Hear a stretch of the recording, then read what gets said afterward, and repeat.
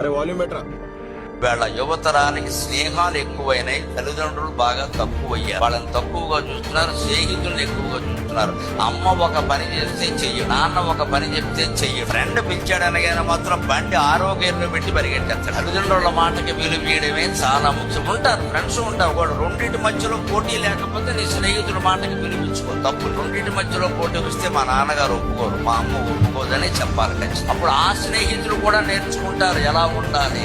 స్నేహం కోసం తల్లిదండ్రులని విడిచిపెట్టవద్దు. అలాగే తల్లిదండ్రులే స్నేహితులు అనుకోవాలి. కొంతమంది ఎదిగిన పిల్లలు, ఆడపిల్లలు ముఖ్యంగా ఎలా ఉంటారు, మా అమ్మే నాకు గొప్ప ఫ్రెండ్ అంటారు. తల్లి ద్వారా నేర్చుకుంటారండి. బహుశా ఆవిడకి ఇప్పుడు చాలా చిన్న వయసులో పుట్టుండొచ్చు కూడా. యవ్వనంలో ఉండే అమ్మాయి మనస్సు ఏమిటో ఆ తల్లికి తెలిసినట్టుగా వేరే వాళ్ళకి ఎలా తెలుస్తాయి. అందుకని ఊళ్ళో వాళ్ళు ఎవరన్నా అడిగితే మా అమ్మే నాకు స్నేహితులు, అలాగే వేరే స్నేహితులు నాకు అక్కలంటే ఆ తల్లి ఎంత ఆనందిస్తుంది, తండ్రి ఎంత ధైర్యంగా ఉంటాడు. ఆ ధైర్యాన్ని తల్లిదండ్రులు ఇవ్వకపోతే బతుకు దండ.